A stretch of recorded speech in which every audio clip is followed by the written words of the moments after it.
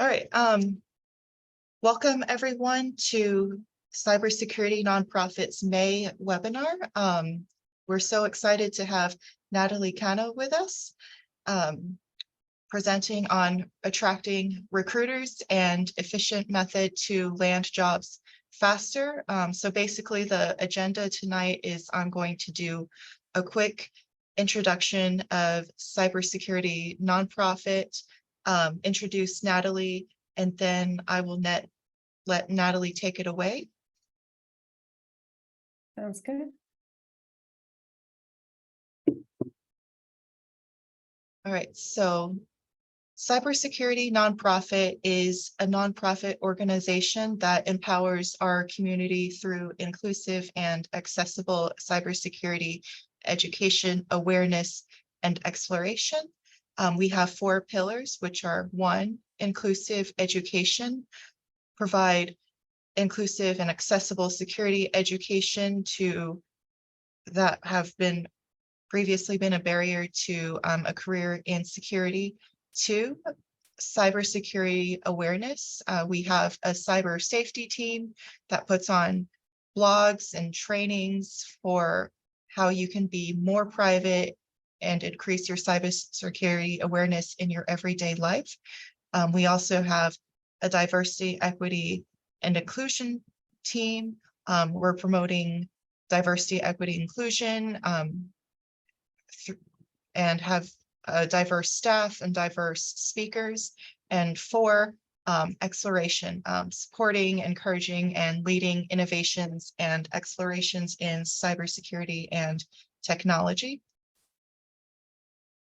Cybersecurity puts on a lot of events, presentations like this one, workshops, hackathons, panel discussion, and trivia. And stay tuned to cybersecurity nonprofit content because we will have trivia this summer, as well as a backdoor and breaches game, which is a incident response card game.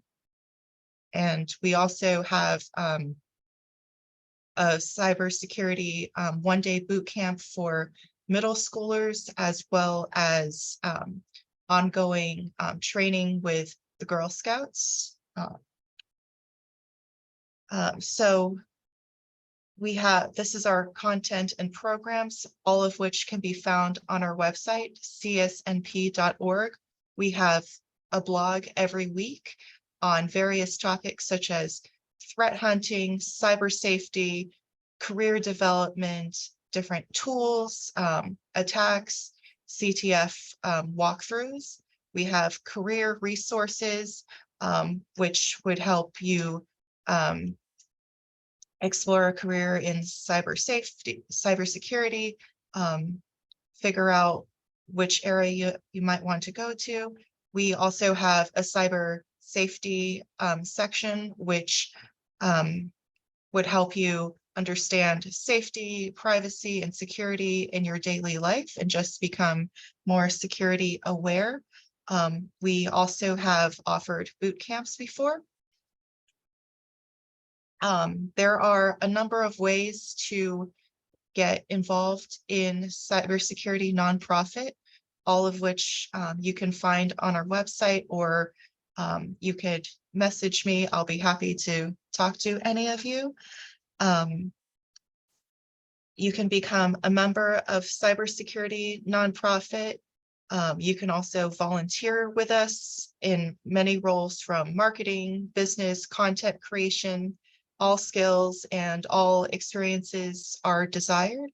You can submit a blog, give a presentation, a workshop, or a hackathon.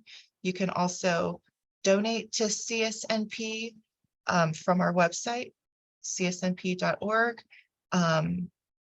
Companies can also sponsor us or partner with us.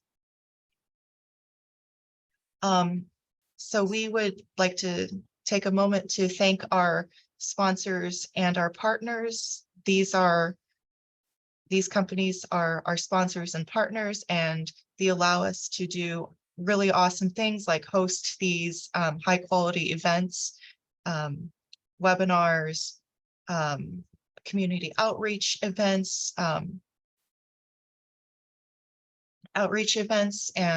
eventually in-person networking and events.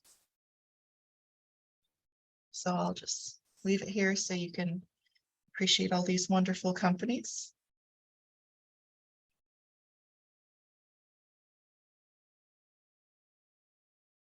So individuals can also donate. We really appreciate donations of any amount. You can just go to our website and click csmp.org and click donate. $10 donation keeps these webinars and hackathons free. $50 donations allow us to fund community outreach events, help people in underserved communities and small businesses and nonprofits on cybersecurity awareness training and protect themselves from threats. And $100 donations will help us fund programs dedicated to increasing representation of women and BIPOC in the cybersecurity workforce. And there's also an option to choose your amount. So thank you so much for attending our May webinar, Attracting Recruiters, an Efficient Method to Land Jobs Faster. These are the ways of contacting us: email info@csnp.org, website, Meetup, LinkedIn, Instagram, and Twitter. We'd appreciate your feedback, interest in volunteering, or just staying in touch and attending our future events. And I will introduce Nathali now. So Nathali Cano is a cybersecurity engineer for a solar energy company.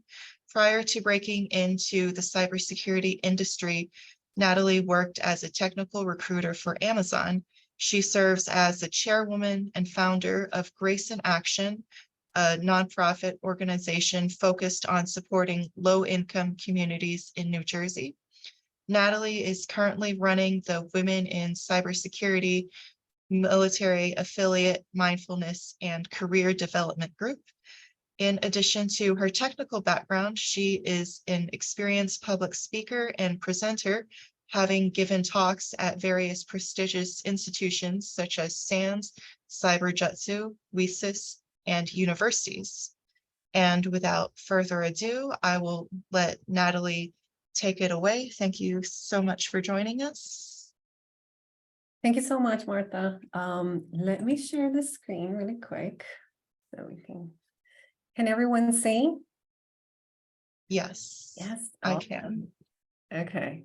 So as Martha said, my name is Nathali Cano. I'm super grateful for everyone's attention.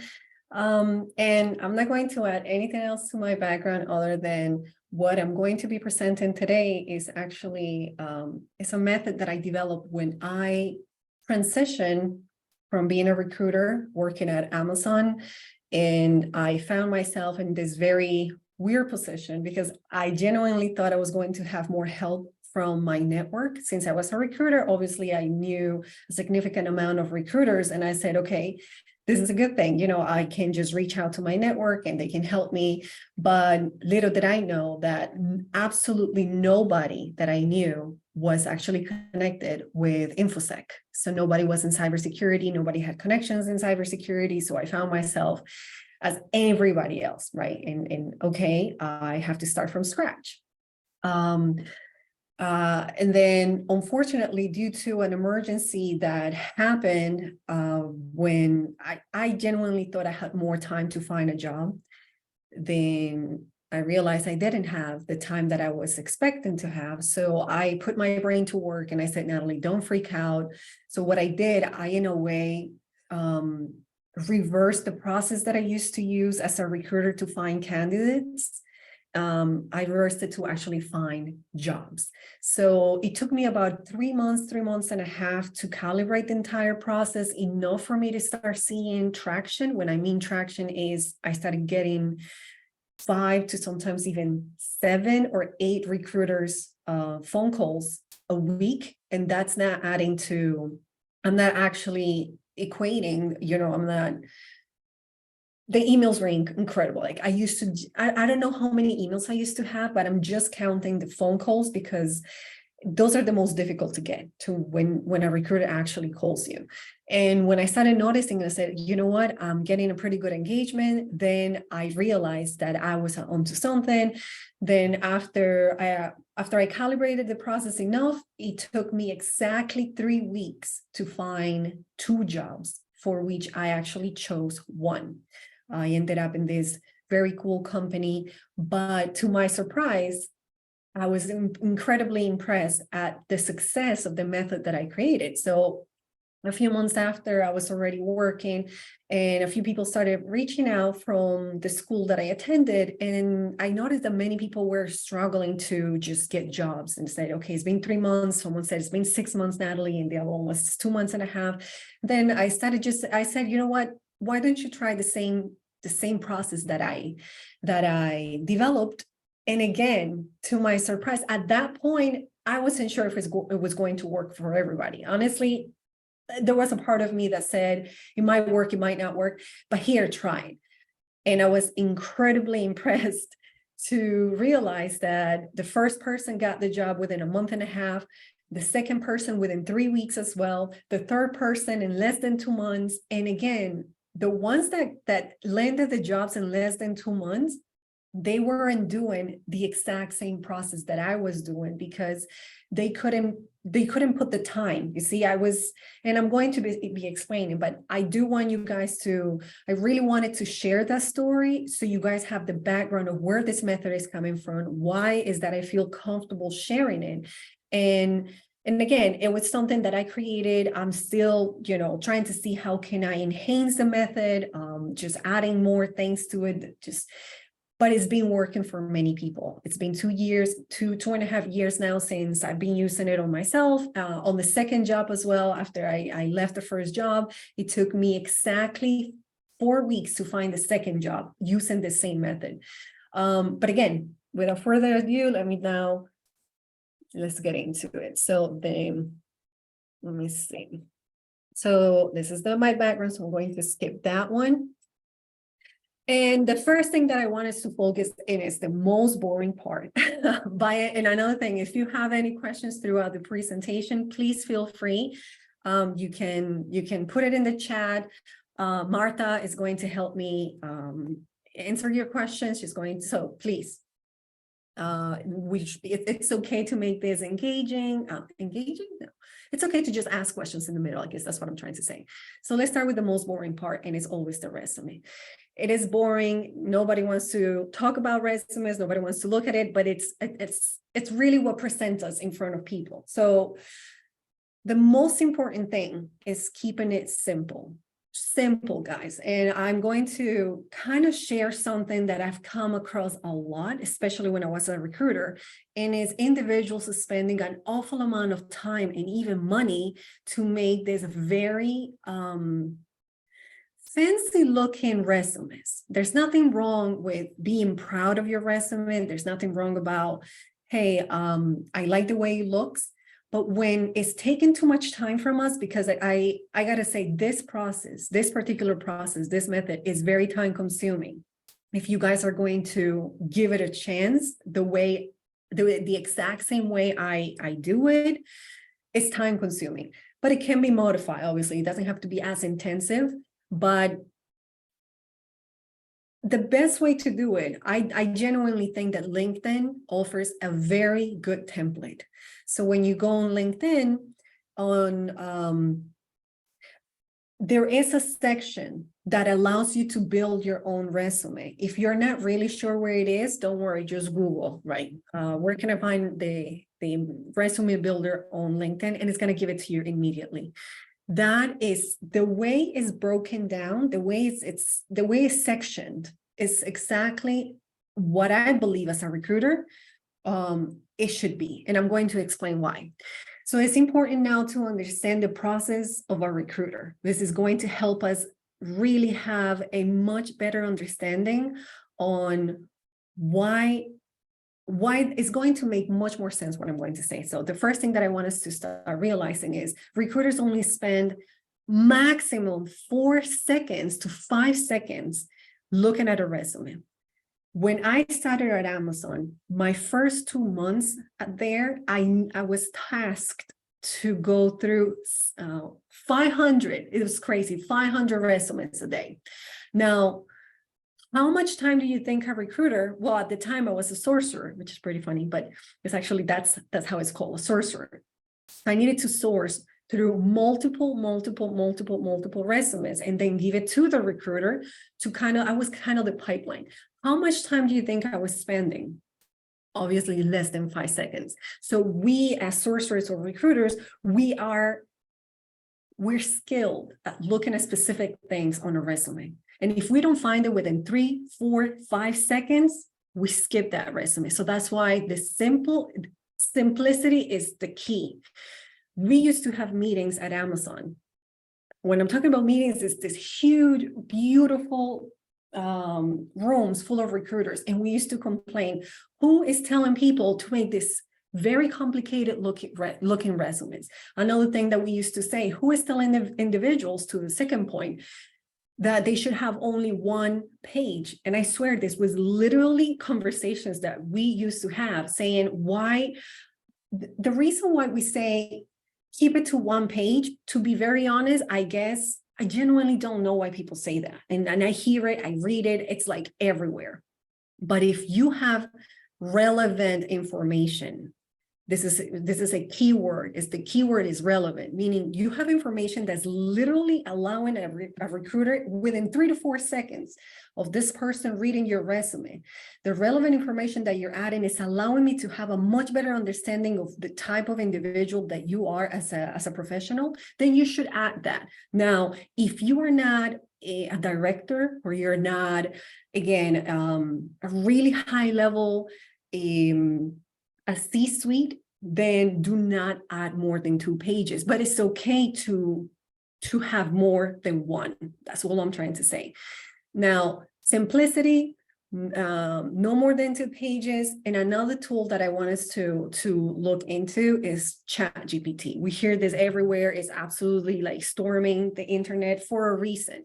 I use it a lot, honestly, for many different purposes, but I have found that when it comes to resume writing and optimization, it's really amazing. I'm actually, at the end of the slides, I will be sharing some more resources that's going to help us, but I do want to touch on that.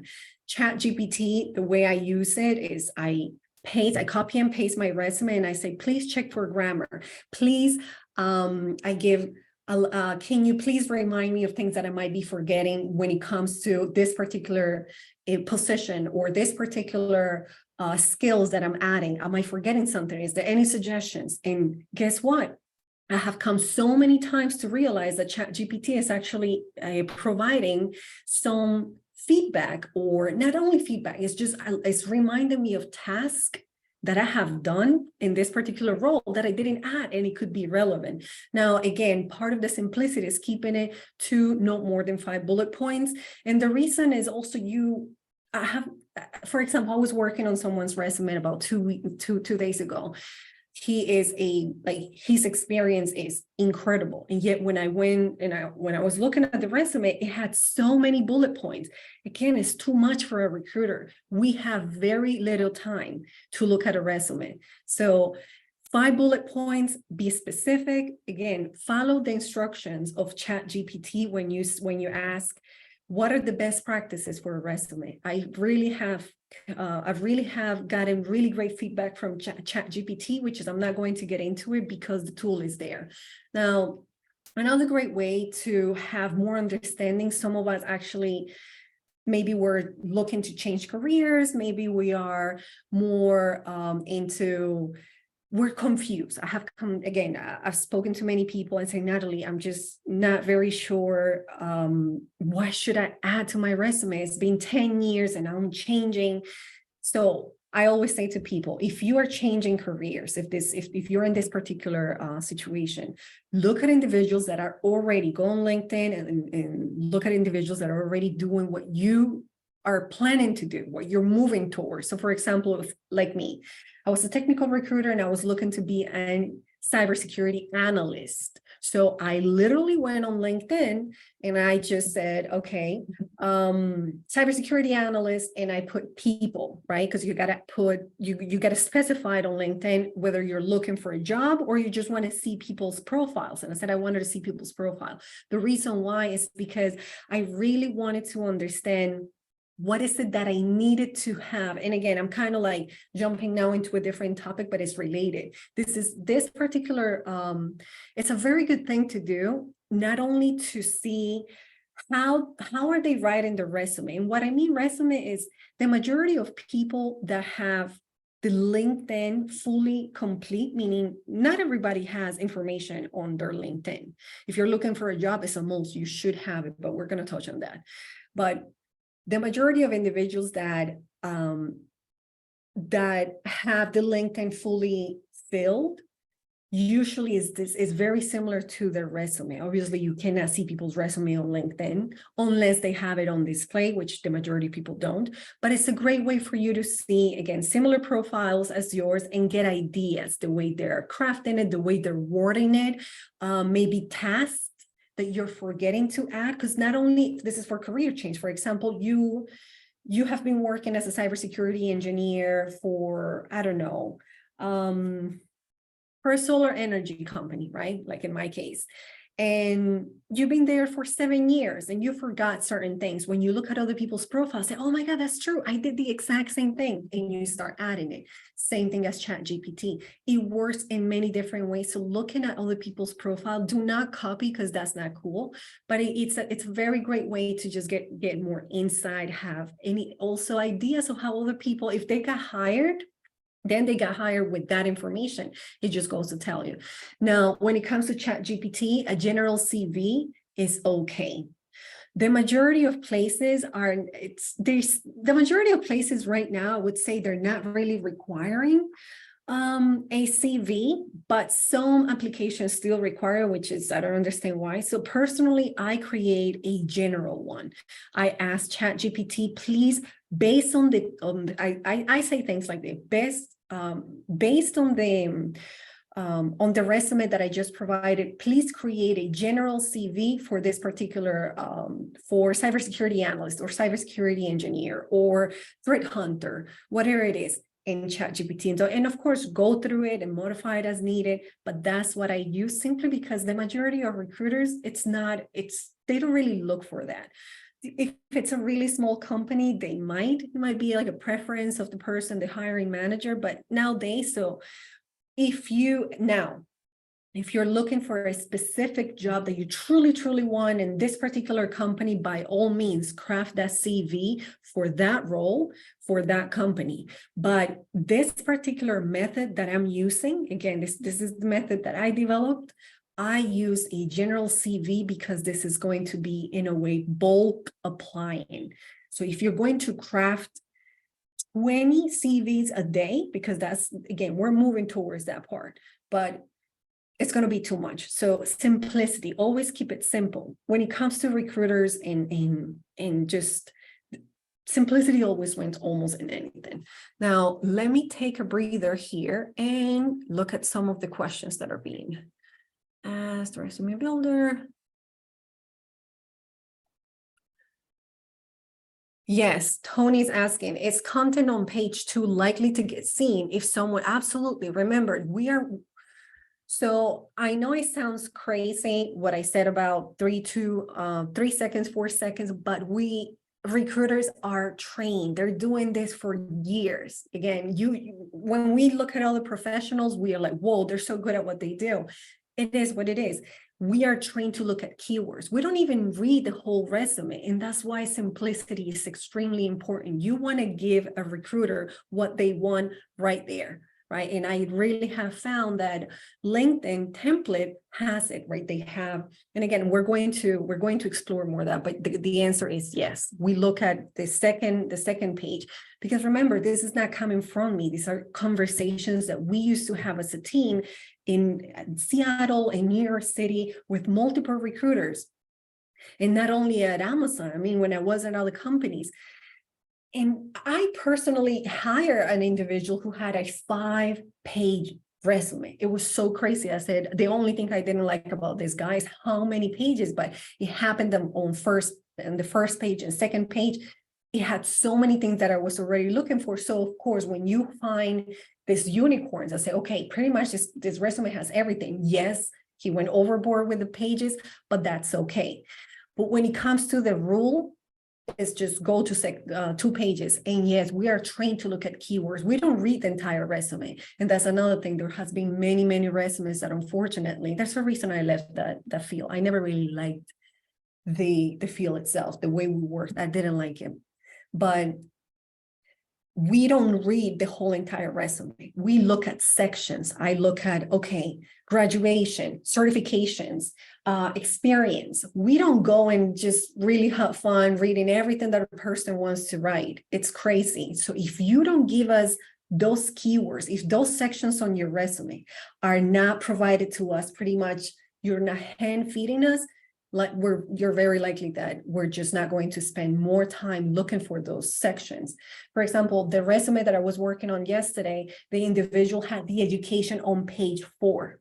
I told him and I said, no wonder you're having so much, I mean, no wonder. I'm sure there were many red flags on the resume, but the education should be, again, just look at the way LinkedIn has it. It should be that way. Now, the other one is, to make a career change to cybersecurity, my position, do I start a boot camp through a university? There are some questions. Okay, what the CV means?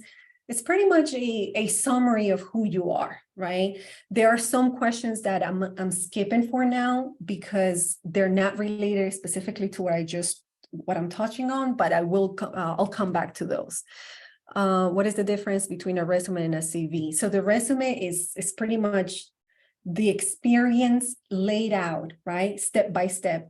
The CV is more of a general summary. It's just more like 2-3 paragraphs. Again, please do look it up if you're not very sure, because due to the time, I won't be able to really explain in detail, but it is a requirement for some companies. And I highly suggest to actually create a general one. So please do Google exactly what that is, because again, we have more to go through, but a general is fine. In less than 1 minute, ChatGPT will do it for you.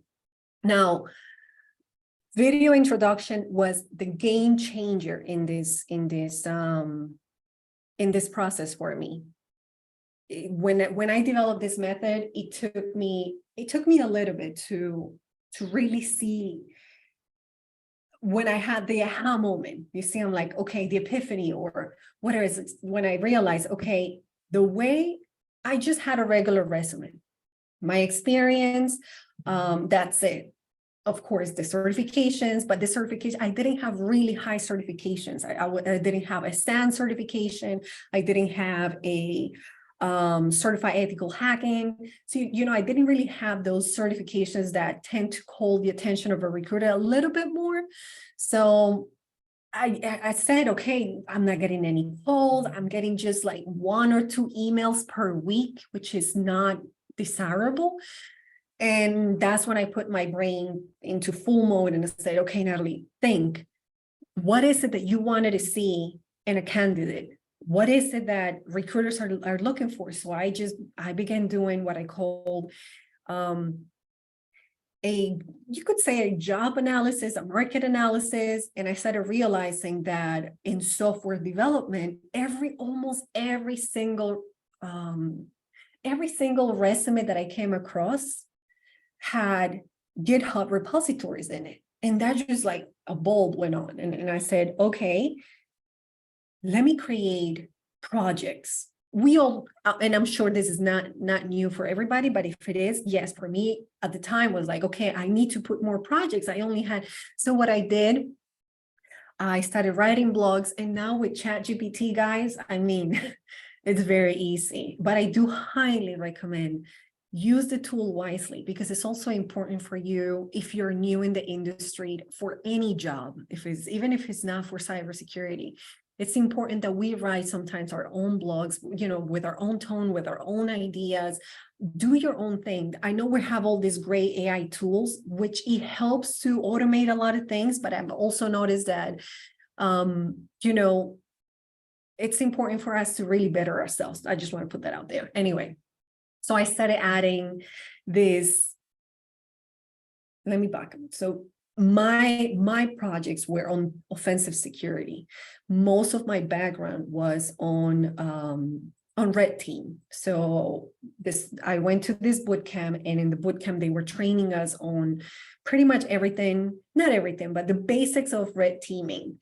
And the project that I chose was emulation. I was using Red Canary to emulate cyber attacks, right? Specific techniques and procedures that were used by threat actors using this open source emulation tool. And what I did, it took me a while to understand the tool, to really kind of have an idea of what exactly it is that I'm working with. Once I was comfortable enough to perform an attack using this particular tool, and again, don't worry, like, oh my God, do I have to do this? I'm just explaining a little bit of what my process was. So what I did, I just recorded I didn't record myself. So some people are very shy, and it's okay. But what I'm trying to say is videos, links, just any links that you can provide on your resume where a recruiter actually can go and click and immediately takes you to your work, pretty much a portfolio. It's such a great advantage over resumes that don't have that. And again, I'm going to go back to the process of a recruiter. The more we understand how recruiters work, the easier it is for us to have an idea of what to give them. What is it that they're looking for? We are looking to individuals that are giving us things easy. Again, always keep in mind 3 to 5 seconds maximum. So if I'm looking as a recruiter, I'm looking at the resume and I have your name, I have your little summary, I have your skills, I have your certifications, and maybe I have right there, I have some links that I can click on that actually is going to let me know not only I'm reading your skills, I can see your experience, but another level is if I have a video of the work that you do. Because again, as a recruiter, I can send that link or those links to the hiring manager immediately and say, hey, what do you think about the work that this individual is doing? I don't have to send the resume right away. And the hiring manager the day after or hours later might say, hey, you know what? I like what he or she is doing. Now, if you add to the video, for example, you are, in this case, forget if it's emulation, forget that you're doing my particular project. For example, you wrote a blog.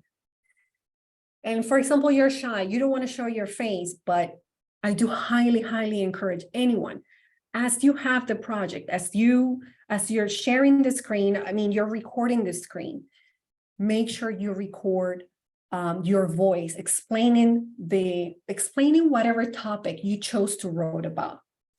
The reason why I am emphasizing a video over just a blog is because, again, what a recruiter is looking for also. So the recruiter process goes, we look at a resume. If we like the resume, the next thing is the screening call. If we can avoid the screening call, that's a win for you and for me, because the screening call is to screen, yes, your aptitude, meaning the way you, in a way, how good. Okay, one of the things that every single hiring manager, regardless of the company that I work for, always said, Natalie, make sure they have good communication skills. That doesn't mean accent. It just means whatever the person is saying, I'm being able to understand them. Also, are they friendly? Do they seem easy to work with? When you record yourself, for example, in my case, I didn't record my face. Nobody could see me, but they could hear my voice as I'm explaining the particular attack. I'm explaining the technique. I'm explaining the tool. a recruiter through that video can assess multiple things. One, your communication skills. Two, how confident you sound about that particular project. Third, like the way you are presenting, your presentation skills. So that one link that can be less than 5 minutes can help a recruiter. Pretty much is the screening call that she or he wanted. So in that case, immediately will go. If it's already something that she's thinking, okay, you know what, this sounds legit. I really like this individual. It seems like it has good communication skills, really like the way he or she is presenting. He seems very in control of the topic. Let me send this immediately to the hiring manager. I'm not going to give this person a call because I already have an idea of the things I needed to assess during the screening call. So just a 5-minute video can make a huge difference. Now, if you want to take that to the next level, if you're more outgoing and you like presentations and public speaking, if you're okay to just putting yourself out there. Oh, by the way, don't worry. And again, on the resources, there's a section of resources at the end of this video where I will share multiple links for this type of things. But that's for the project video. There's a video introduction. So you see, I have GitHub repositories, blogs, YouTube walkthroughs. YouTube walkthroughs is pretty much what I'm talking about. Is anything, all these things, any project that you have, you can record it. But if you want to take it to the next level, you can create a separate video just to introduce yourself. My name is Nathali Cano. I'm a cybersecurity engineer. So I have so-and-so experience. Because now at that time, you're pretty much selling yourself directly.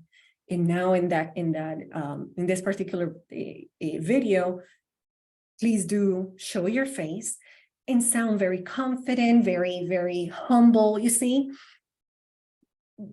And I'm sorry if you got, many people might not agree, but it has been my experience. It's something that through my career, I suggest people to do just as a suggestion. Again, it's part of my personality.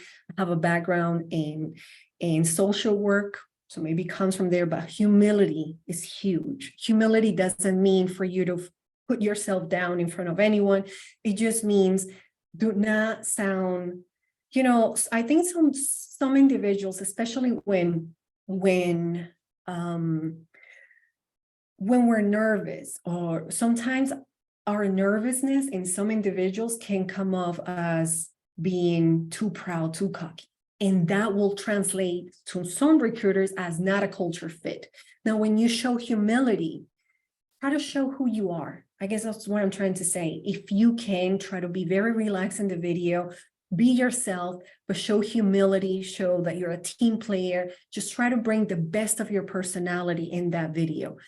That's to take it to the next level, right? Your projects on video and your video introduction, pretty much saying who you are, what are your skills, what are you great at, highlighting the best of your career and the best of your personality in that 3-minute to 5-minute video. Martha, I know you came up on camera. I'm guessing it's for the yes, Q&A. Yeah, we have quite a few questions. Okay. So we have a questions on what does a CV mean and what's the difference between a resume and a CV? So as I explained before, the CV, I guess a simple way to put it is it's highlighting your skills. Like, what are the highlights of your career? And in the CV it is. So for example, is a 2-3 paragraph. It shouldn't be too long, honestly. Let's just say 2 paragraphs on who you are, what is your background, and what are the biggest accomplishments in your career, and what do you bring to the company. But again, do your homework, Google it, and Chat GPT. I promise, if you just do this, if you're just, I will say, I'm someone that I always say it's always best to learn. So yes, go and do the homework. But if you're someone extremely busy and you don't have a CV, and I'm like, oh my God, I really want to do this, and it seems like too much, but don't worry. Copy and paste your resume on Chat GPT. Then ask Chat GPT, to make the CV from there. You just have to put that. But please do learn what it is. And again, it's just a summary of who you are. That's it. It's just for someone to read your resume and then kind of read it in your own words. But if you go back to what I just mentioned about the video is a much better way to promote yourself, to show your highlights, because you can use the 5 minutes to talk about your biggest accomplishment. If you're in sales, if you have a background in marketing, you can talk about all the biggest accomplishment. So the resume is a much more detailed, is like the x-rays of your career. The CV is the highlights of your career. I hope that makes sense. Do we have more, Martha? Yes. So there were also a few questions about the value of certifications such as AWS Security Specialist, Yes. CompTIA, as well as value of boot camp, or going to a universities or I'm glad. certification. Right. Okay, so I'm glad someone asked that question. I broke into the industry through a boot camp. It has been rough. So I always say to individuals, and I just said it this morning because I had a presentation at a high school for individuals, again, interested in learning more about tech careers. And obviously I'm talking about cybersecurity. And this question came up. So when it comes to, there are multiple ways. And I will say, if you can go to the university, if you have the time, the money, first, it's a great, it's a great experience. Second, it will always open more doors for you to have your degree, especially when you're going up the ladder, right? Now, if you don't have that, if like I didn't, I genuinely couldn't go to the university the way I wanted. I was only there halfway through my degree. So then I said, okay, what are the other options? A bootcamp is a solid option. Just do know that it's, in my opinion, is a much harder way because you have much more to learn. It's the bootcamp will give you the basics, and from there is you have to keep studying and do not. One of the mistakes that I made is, in a way, study what I thought I needed and then rely that I will learn much more at the company. And unfortunately, if you land in small companies, chances are that they don't have the capacity to teach you what you need or to give you the support that you need because of how fast, there's a small company, there's a lot going on. So when it comes to the education that a bootcamp provides, it will get you through the door for sure. But now it's completely up to you. And of course, utilizing resources like CSNP, like Women in Cybersecurity, just to kind of cover the gaps that you will have, because a bootcamp will only get you through the door. And from there, you are at the mercy of the company you land. Hopefully you will land at a big company that has a program for individuals that are new. But in my experience, it's not that easy to actually come across companies that actually have the support that a newbie in the industry needs. With that being said, doesn't mean that it's not a solid option to start your career. I did it. It has been challenging, but I don't regret it. It's now, but if you can get the 4-year degree, if your family is supporting you, or if you can support yourself, by all means. Now, if you do choose to go through the boot camp, always consider also the chance of getting the degree if you want a higher levels. I mean, if you're looking to become a CISO one day. But don't get me wrong, I also know many individuals in the industry that do not have a degree and they are CISOs and they are managers. It's just that as a recruiter, I also know it. A degree will always open more doors, but a bootcamp is a very solid option as well. I hope that answers the question, Martha. Anything else? Yeah, and to add to that, there's also a lot of training that you can do for free or the cheap. So you don't have to shell out like tens of thousands of dollars for boot camps or a degree. Thank you. Yes. And if you want to direct message me, I can list some of them for you.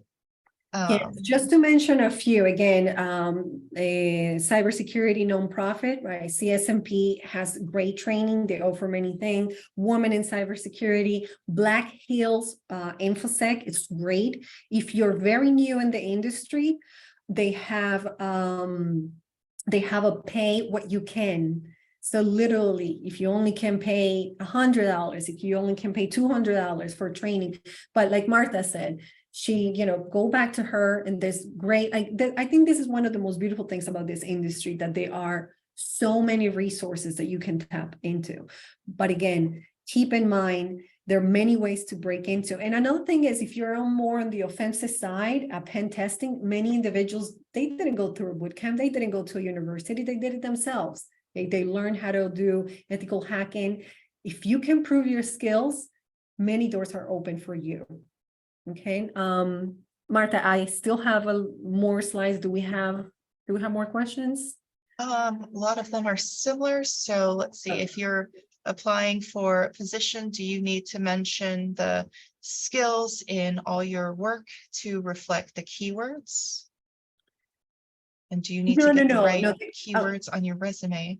No, okay. So the keywords is for us recruiters. You simply focus on creating a well-crafted resume. Again, there are resources that I will be sharing at the end of the slides that you can ask ChatGPT. There's so many websites that are they're specific, blogs and resources that tells you what are the best practices.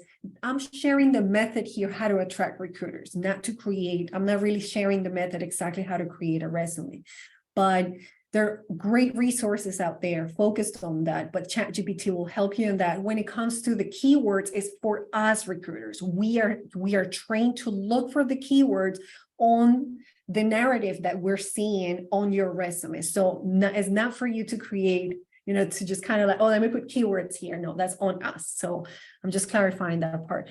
Martha, let me go through and let me come back to the questions, because I'm concerned about the time. Yeah. Sure. Come on. Thank you. So again, here, this is super critical, because especially for newbies, right? You're trying to break into the industry. You have like in my case, I really thought I was going to have more support from my network, and it's obviously not their fault. I just genuinely thought, okay, Natalie, maybe you have a little bit of an edge because you come from a recruiting network, right? No, I didn't. So I was, again, as I mentioned before, as anybody else. So one thing that I started thinking, I found the grace in action, because my heart is in the community. I love working for my community. It's my identity. It's part of who I am. So naturally, it really came natural to me. And then I realized, oh my God, Natalie, you do understand what you're doing. Now, what is that I'm talking about? You might be asking. So one of the things that I did that was a huge game changer was that I started going into my community, and whatever I learned at the boot camp, I went and I said, I went to this nonprofit organization, and then I went to this school, and I said, I want to volunteer as an IT support for a few days a week. And they were like, okay, why?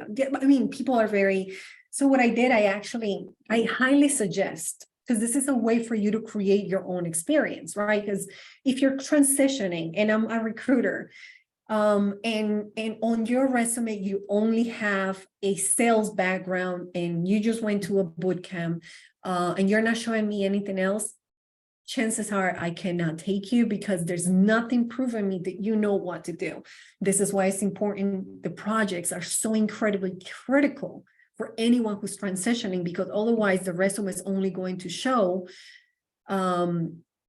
skills from a different domain, which are many of the skills are transferable, right? Sales, marketing, many of those skills are transferable into InfoSec.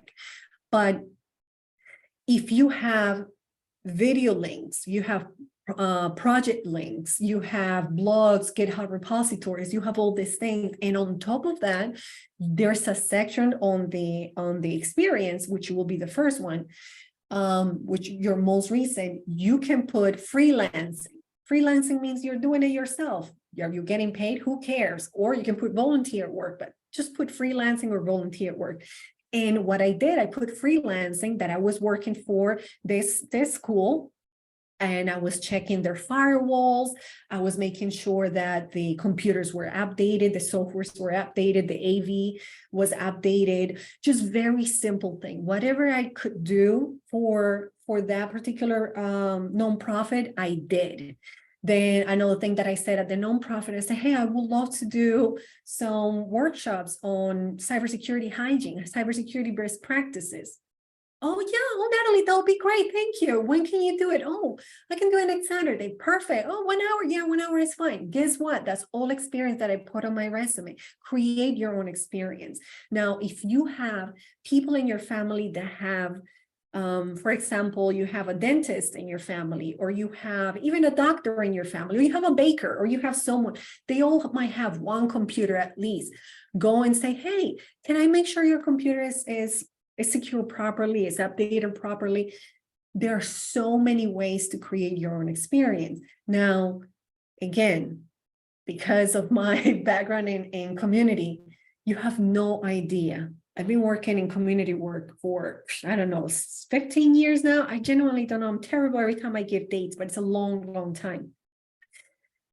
The systems they use are so outdated. They need so much help, and they cannot afford, they barely can afford the staff that they already have, and they're severely underpaid. So the skills that we have are a gem for many of our own community. And if you live in a, for example, I live in a community that does not need any help. These people have a lot of money where I live, but I come from a very low income background. So I went back to the community I grew up in, and that's where I started just asking people. Now, as I put it over here, offer your expertise, conduct training sessions, donate equipment and upgrades. And again, one thing that I'm going to say, craft your own contract in a way, just for you to like cover yourself. It's very unlikely that someone is going to say, oh, you broker things or stuff like that, but you never know, right? We live in a country that everything is a lawsuit. So just craft the contract and say, hey, I'm volunteering. I'm being very transparent about what I'm doing. You see, I'm going to be working on your AV. Just again, ask ChatGPT to create something just to cover yourself. But honestly, very unlikely, because nonprofit organizations, especially in low-income areas, they work on volunteers. So you're just one more volunteer. It just happens that it's a volunteer that is extremely difficult to get, which is a tech volunteer, right? And you need that. You create your own experience. Now, when a recruiter is looking at your resume, guess what? Oh my God, this person actually. Now, let me go the extra mile to share a beautiful experience that happened to me that I felt. That's when I was truly validated. Not that I needed validation, but it felt amazing when someone, so remember when I mentioned that when I was transitioning, I actually got 2 job offers. I mean, I got two jobs, right? And one of them was at this very big bank. And I remember I was talking to one of the directors there, because it happened that he was doing the interviews. It was him and the manager.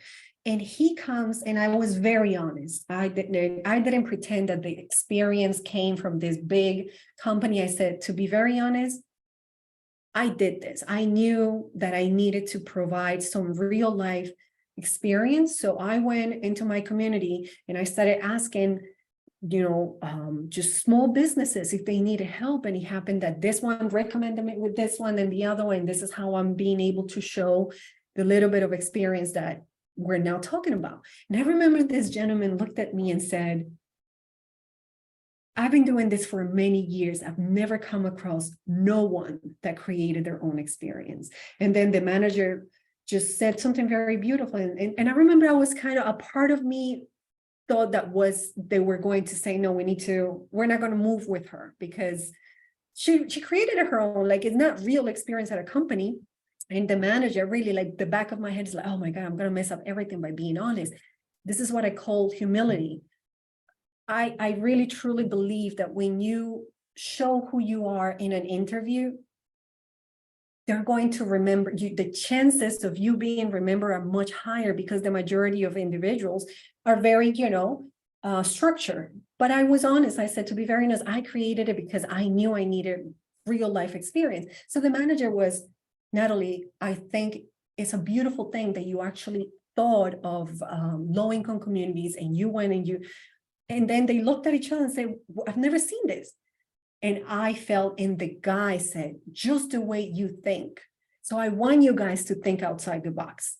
This is, you see, the method over here can be modeled, this is a live method, but it's literally about what are the things that you can do that can help others at the same time that can help you to skyrocket your career in any way. So creating your own experience is an amazing way. And I highly, highly encourage anyone and everyone to do it in low-income communities because they need it. The reason I got into cybersecurity, because as I was working in a very low-income community for this nonprofit, they got a ransomware attack, and I got to see the incredible damage that it did.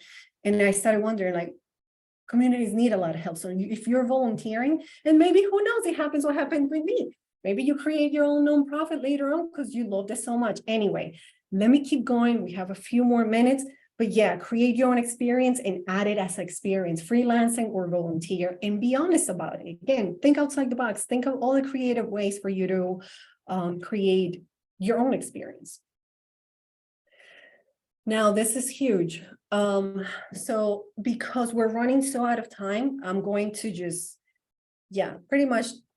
So I'm going to pretty much summarize this 3 slides in one. Go to LinkedIn. Go to DICE.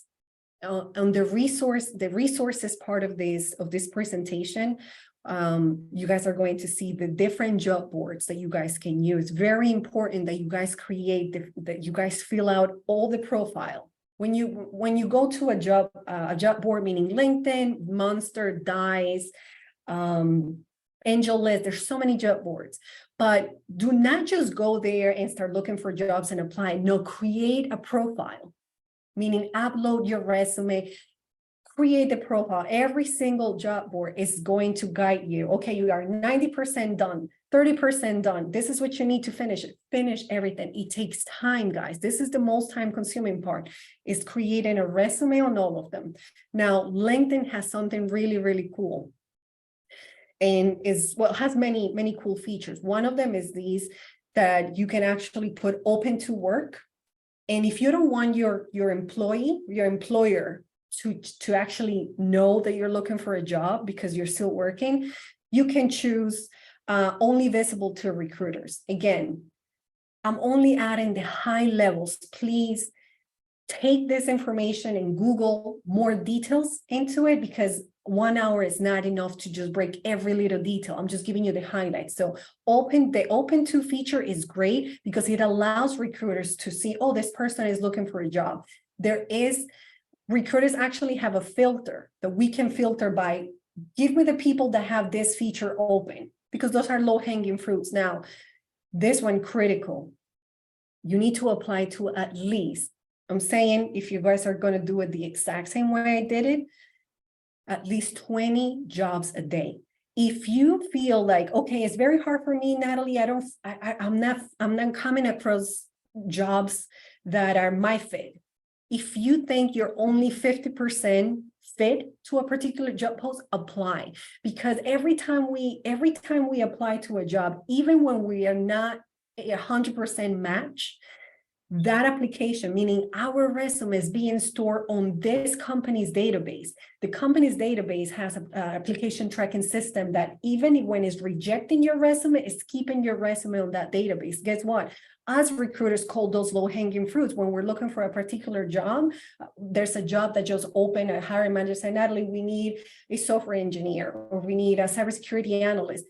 One of the first places we're going to go is our own database, our own company's database for individuals that has been rejected, because that means the person was interested in our company. So we go there and say, oh, look at that, I have this really great resume. Now, so do not be afraid to apply to positions where you feel that you're just 50% match, because and another thing, as recruiters always ask for much more on those job boards, because we want unicorns. We want perfect people, but we know it's very hard to find perfect match. So sometimes we go for 60%, sometimes 50% match, sometimes 70.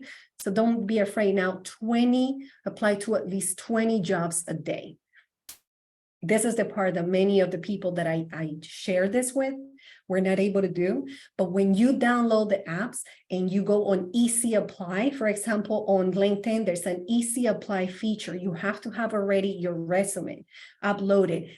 Within 2-3 clicks, you apply to a resume because it automates your resume, automates your name, everything. So it's very easy to go through 10 job applications a day, 15 or 20. It's time consuming. So what I used to do, I used to put my daughter to sleep and I'm going through the app. I'm cooking and I'm as the food is made, as being done, I'm applying again, 50%. It's a pipeline. We're generating a pipeline. I try to put a lot of information on the slides, again, just to make this, it's a very intensive process, but it gives results. Keep in mind, simplicity, video recordings, create your own experience. The other one, Easy Apply. Look for the apps for Indeed, Dice, ZipRecruiter, Monster, Hire, so on. You can also ask ChatGPT for more job boards. Once you have these things done, it's just a matter of applying. You already created your resume, you already created your CV, you already have the videos. Again, it's a really intensive process, but if you're looking to transition, little by little, you can start doing this. If you already have most of it, just download the apps. And I think, guys, that's all. I already talked about these. Don't be afraid to apply, at least 20. These are the resources. On my website, Grace in Action, I actually have at least 3 to 4 blogs that has been written on different resources on this particular topic on career development. Feel free. Obviously, there's a lot of great content on YouTube and Google. But that's it. Thank you so much for your time. Let me see, Martha, if I know I'm over the time, but do we still have time for questions? Let me know. All right, thank you so much, Natalie. I can probably stay for another couple minutes, but there's no pressure for you at all. No, I'm okay. I mean, if people have a little bit more time, I'm okay to go through the questions. And I'm super grateful for everyone's time and attention. I know it's a little late, depending on where you live. Yeah, let's see. So we have, what are the best projects to put on your GitHub when seeking a SOC analyst position? Okay, so always, when it comes to this is the part that I mentioned, do you will say a career research in a way. So you want to go on LinkedIn and look at the particular SOC job that you want. So obviously for SOC, I'm thinking about Wireshark. Think about just anything that has to do with threat visualizers, AVs, firewalls, things like that. But again, I don't want to go into these type of things. Keep always the high level, the highlight of what I'm trying to share, which is look at other people's positions. Look at the position that you want, or just ask ChatGPT, because again, this is coming from research, right? This is research based. Use the resources available to you and start crafting projects that you see. Another great thing, and I think I might have mentioned it or I might not have. Look at already jobs. Look at least 20 to 15 jobs that you want to apply to, and see what are the requirements, and create your projects based on the pattern that you see on what is that the majority of companies are looking for. Are they looking for Splunk? Are they looking for Wireshark? Are they looking for Snort? Things like that. And you say, you know what? I think this particular tool I came across multiple times. Let me look into creating a project based on this tool, things like that. All right, thanks. Do you recommend any specific video creation products like Loom?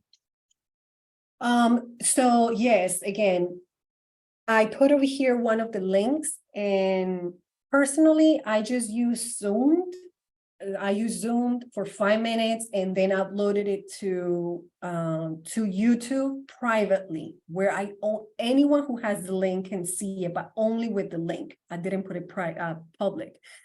There are multiple tools, but you know what? I might write a blog on these on my website this weekend on this particular question, which is good. But no, at the top of my head, I just used Zoom, honestly, and recorded it through and then uploaded it to YouTube and made it private. Right, let's see. And what advice do you have for a recent college graduate with a bachelor's degree in information assurance and digital forensics? I've applied to about 25 jobs and I have not heard back from most of the jobs I have applied. I majored in cybersecurity because supposedly there is such a shortage of people in this field. Okay, there is a shortage of people in this field, but my understanding is also that this particular field tend to focus more on individuals that do have experience, hands-on, like SOC experience at least. I will say in this case, look at your projects. What projects are you putting?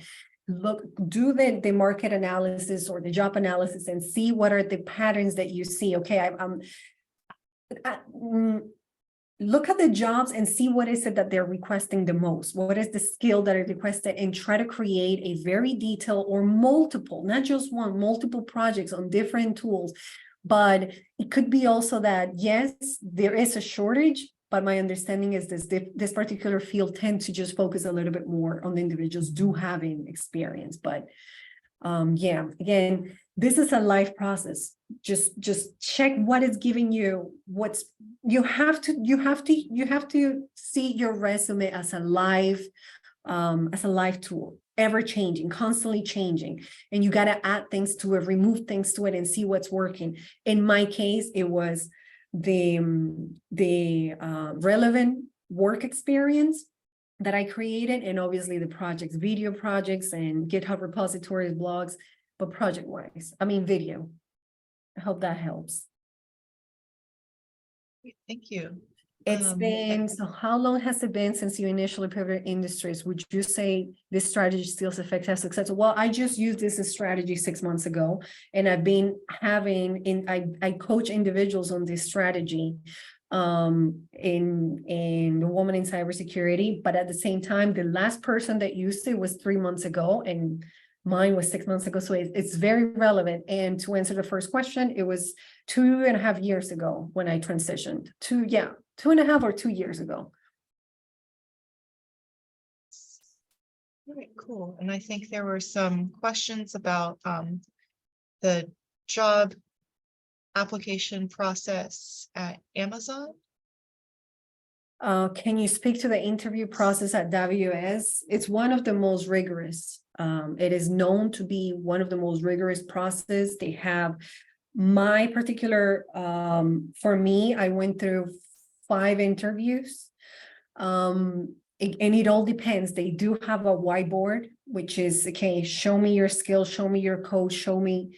But it has to be, I mean, AWS is huge. You have to be specific on what type of position is, but there are so many resources on how to pass an interview at Amazon, but you have to look for the specific. And the second question, are you positioned to recruit for the military? No, I'm not.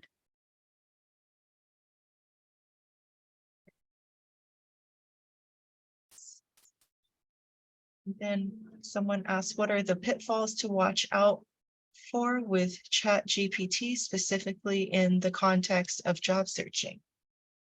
The pitfalls? Yes, the No, pitfalls of ChatGPT. I'm not sure what he or she means. Like, what are the things to look out, like to avoid? Let's see if they want to have a follow, clarify it. Let's see. Okay, and all right, so how do you, we'll move on to another question. How do you see the future of a person who is a risk analyst? Many cyber experts are saying non-technical fields will soon disappear. DevOps, DevSecOps will take over. I really think that we should stay more focused on questions that are, relevant to the topic, because again, I don't have the answers for, to just talk about the future or what's going to happen. I really don't know. I always say to individuals, just prepare, just try to be the best you can in what you're doing. And in this field, it's constantly renewing skills, especially now, with the presence of AI being so, so consistent everywhere. Just, we need to keep our skills sharp all the time. Even if you're in a non-technical position, we need to have understanding of technical aspects and technical concepts. Pitfalls means things that can go wrong. Risks with using GPT. There are multiple risks of using GPT. When it comes to resume, I cannot think of many that are relevant simply because the resume is already public. When we are applying to jobs, that when we put our resume on LinkedIn, when we optimize our LinkedIn, when we update, our information is there. You do not need to add your phone number, right? If you want to add your phone number, of course, I added mine because I wanted to be called. I wanted to be called immediately. I didn't want the recruiter to have to email me to ask for my, but when it comes to resume creation, your information is already, the information that's being put on ChatGPT, it's already public. If you have LinkedIn, which you should have a LinkedIn filled out, everything should be only on LinkedIn, because LinkedIn is the place where recruiters go the most. It's the largest talent database in the world. So make sure your LinkedIn is properly filled out with your experience, your certifications, everything. Take a look at my LinkedIn and you're going to have an idea. It's very similar to my resume. So no. Now, when it comes to ChatGPT, in terms of security wise, yes, there's huge risk. There are a lot of things. I use it a lot for my nonprofit, for many things.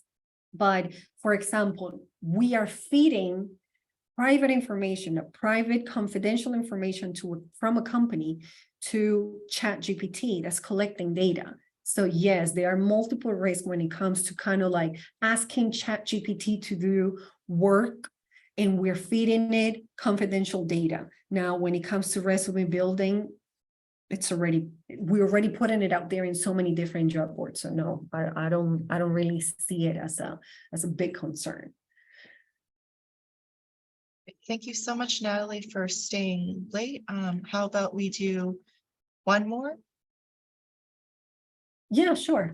Sure. Let's see. So someone asked, if there are a few jobs at a company, how can I approach someone at the company to discuss these? I'm sorry, say that again. I'm trying to see where that. So if there are a few jobs at the company, how can I approach someone at the company to discuss these? Oh, well, the best way is LinkedIn. Again, another thing is, as you're growing in your career, the best way, at one point, you gain, we need to start realizing that this method is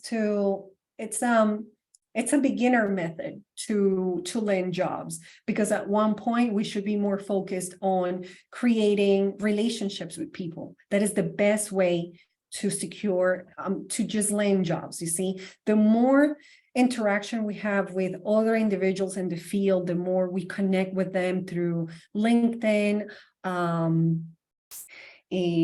Twitter and other platforms, the more connections we make, the easier it is for us to navigate job search. But when we don't have connections, we need to develop methods or use methods, and this is one of them. But keep in mind, in this particular question, just connect with individuals directly, see who's working there, try to connect with them on LinkedIn, send them a message. It does not always work because many people don't use LinkedIn, but it's a way. Or if you find the individual, just try to research the company, see who's working where, and try to connect with them and ask them questions directly. Some people are very open to answer questions, some are not. Don't take it personal. Some people are going to ghost you in this process a lot. Don't take it personal. It's just the way it is. But the more connections you make in the future, is going to be much easier to land jobs for sure. Great, thank you so much, Natalie.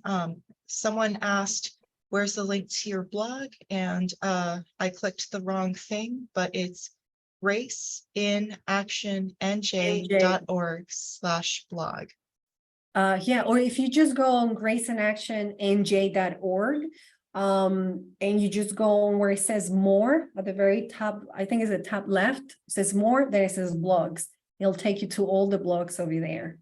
But again, let's try to not be too caught up on exactly what I'm saying, but keep in mind just the general concepts. You see, we need to use our own mind and say, okay, expand on these. You guys can actually create your own method from these, because this is a live process. If I noticed, again, once I added the video projects, what a difference it made. It made a huge difference. And then I realized, okay, you know what, let me add more. Now, let me create more blogs. Let me just do the same.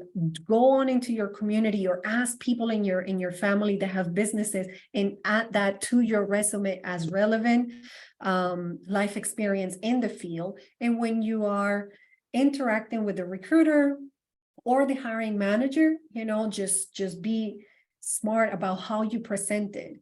But, you know, be genuine and just try to be very likable on the video. Just show your personality, because right now culture fit is a huge thing. Right, thank you so much, Natalie. I learned a lot of good tips, so thank you so much. And this webinar, along with the slides, will be posted on our website in a few days. Just some closing remarks. Our website is a wealth of information, including blogs, cyber safety, upcoming events. If you liked this event, feel free to donate or partner with us. We love that.